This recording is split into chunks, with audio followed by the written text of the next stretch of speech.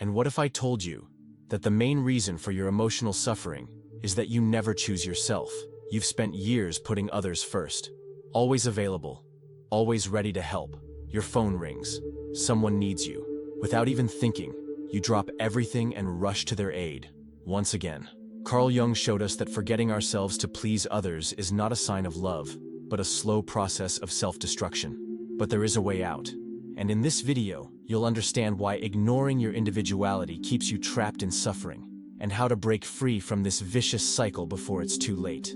Stay with me until the end, because once you grasp this, your perspective on life will never be the same. When did you stop being yourself? Not the friend, not the parent, not the colleague. You. Not what others expect from you. Your true essence. The answer may not be obvious right away. Maybe it happened gradually, without you realizing it. Since childhood, you were told who you should be. You were taught how to behave, how to speak, how to please others. Little by little, without even noticing, you started playing a role. You hid certain parts of yourself to be loved, accepted, and recognized. But deep down, something feels off. Maybe you feel an emptiness, a sense of being lost, of no longer knowing who you really are. Maybe you have the impression of living a life that isn't truly yours, as if you were trapped in a character you never chose. This is exactly what Carl Jung called the process of individuation. Imagine a puzzle. At birth, all the pieces of this puzzle were there, complete, intact. You were whole, without filters, without masks. But as the years passed, some pieces were set aside. Why? Because you were told that certain parts of you weren't acceptable. Too sensitive? You were told not to cry. Too dreamy? You were pushed to be more realistic. Too spontaneous? You were taught to control yourself. And so on, until you became a reduced, censored version of yourself. Individuation is the journey of reclaiming these lost pieces and becoming whole again. It's a personal process, unique to each individual, where we learn to break free from others' expectations and return to who we have always been at our core. But this path is not always easy. To retrieve these forgotten parts, we must face what we once rejected. We must let go of the persona, the social mask we created to adapt to the world. But in doing so, something rises from the depths of our being, something we've avoided looking at for far too long. And this is where we meet our shadow. Imagine a mirror that doesn't just reflect your appearance, but everything you've buried deep within yourself. Your wounds, your suppressed anger, your forgotten desires, your abandoned dreams. This mirror, Carl Jung called it the shadow. The shadow is not just the dark parts of ourselves in a moral sense. It's not just our flaws or weaknesses. It's everything we have learned to repress because at some point, we were made to believe it wasn't acceptable. Why do we do this? Because we're afraid. Afraid of being rejected. Afraid of not being loved. So we bury these emotions, these desires, these deep needs. We convince ourselves that certain parts of us should not exist. But the shadow doesn't disappear.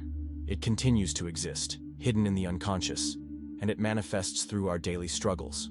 Why do some of us always fall into the same toxic relationships? Why do we keep making the same mistakes over and over? Why do we struggle to say no, to assert ourselves, to choose ourselves? Because our shadow takes control the moment we refuse to acknowledge it. Imagine a person who all their life has learned to be nice, to not cause trouble, to put others' needs before their own. Their entire life, they've said yes when they wanted to say no, afraid of disappointing others. But this excessive kindness hides something else. Suppressed anger, a frustration that keeps growing. And one day, it explodes. They don't understand why they react so violently, why they feel drained, why they can't stand up for themselves until they reach a breaking point. This is the shadow in action. Every time we refuse to listen to ourselves, every time we ignore our real needs, we give more power to this part of us that demands to be seen. This is why we suffer. We believe we're doing the right thing by adapting to others' expectations, but in reality, we are betraying ourselves. And this inner betrayal is the real source of suffering. But here's the good news. The shadow is not our enemy. It's not there to punish us. It's there to wake us up. It shows us where we have abandoned ourselves. It pushes us to prioritize ourselves, to stop seeking external approval, and finally choose ourselves. So how can we transform the shadow into a strength instead of a burden? It all starts with awareness. Prioritizing yourself is not selfish. It's survival. If you feel guilty about putting yourself first, It's not a coincidence. Your entire life, you've been told that giving to others is a virtue, that stepping aside is a sign of love, that prioritizing yourself is selfish. And yet, look at a flame. If it burns too brightly to warm others, it eventually burns out. Can it still light anything once it's extinguished? That's exactly what happens when you forget yourself for the sake of others. The truth is, you can only give what you already have within you. How can you offer support if you are completely drained? How can you love fully if you feel empty? How can you inspire others if you have abandoned yourself? Let's take a more concrete example. When you board a plane, the safety instructions are clear. In case of cabin depressurization, put on your oxygen mask before helping others. Why? Because if you run out of oxygen, you won't be able to save anyone. The same rule applies to life. Prioritizing yourself doesn't mean shutting others out or ignoring their needs. It means ensuring you are strong enough to offer them something truly meaningful. And yet, why is it so difficult? Because we are afraid. Afraid of being judged. Afraid of being rejected. Afraid of not being loved anymore. But here's the truth. Those who truly love you will love you even more when you become fully yourself. Learning to prioritize yourself means breaking years of conditioning. It means relearning how to say no, setting boundaries, and listening to your own needs without waiting for external validation. But how do you actually reclaim your place in your own life? Prioritizing yourself is not a decision you make overnight. It's a process, a transformation that requires courage and patience. After years of putting others first, it's normal to feel fear, guilt, or even deep hesitation at the thought of changing. But this change is necessary. And Carl Jung left us powerful tools to help us reconnect with ourselves. It all starts with introspection, taking a moment of silence and asking yourself one essential question. Who am I, beyond what others expect from me? This question may seem simple, but it isn't.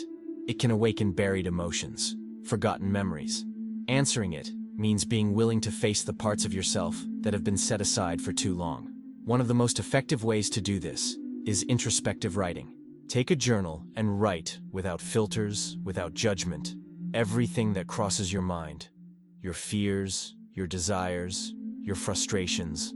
Little by little, as you put words to these feelings, you begin to understand what you have sacrificed for others, what you have suppressed to be accepted. But understanding is not enough. You must also act. And one of the hardest steps is learning to say no. Saying no to what doesn't feel right. Saying no to unrealistic expectations. Saying no to relationships that drain you. Why is this so hard?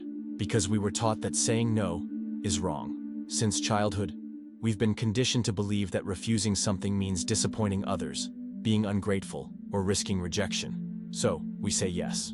Again and again. We accept commitments that weigh us down. We tolerate situations that hurt us. We exhaust ourselves trying to be available for everyone, except ourselves. But every forced yes is a no to yourself. As soon as you start setting boundaries, something changes. It's not a rebellion against others, but an act of self-respect. Saying no is not rejection, it's asserting your needs. It's not selfishness, it's recognizing that you have the right to exist fully. It's not about abruptly refusing everything, but about learning to listen to yourself before responding. Instead of reacting automatically, take a moment and ask yourself, do I really want to do this? Am I saying yes out of fear or genuine desire? Your body also speaks. Too often, we live in our heads, disconnected from our sensations. Yet, the body knows before we do when something isn't right. Sudden fatigue, tension in the shoulders, that lump in the throat before reluctantly saying yes. These are signals. Reconnecting with your body means relearning to feel, to listen to your intuition, to recognize these signs before they turn into stress, anxiety, or accumulated frustration. Meditation, movement, even conscious breathing can help realign us with ourselves. Prioritizing yourself doesn't mean becoming someone else. It means becoming yourself again. It's a process that takes time, but every small step matters. The more you listen to yourself, the more you respect yourself, the more you realize that your worth doesn't depend on what you give to others, but on how you honor yourself. And that's where true healing begins. But this healing cannot happen without one essential realization. No one is coming to save you. We are the only ones who can choose to change, who can decide that we deserve to exist fully. No one will knock on your door to give you permission to exist fully. No one will hand you a certificate authorizing you to be yourself. This power is within you, and only you can decide to use it. True healing begins the moment you understand that you are your own priority. This is not an act of selfishness. It is not a rejection of others. It is a return to yourself. For too long, you believed that your worth depended on what you provided for others, on your ability to be indispensable, appreciated, validated. But the truth is, your worth has never depended on anything external. It has always been within you, intact, silent, waiting for you to finally recognize it.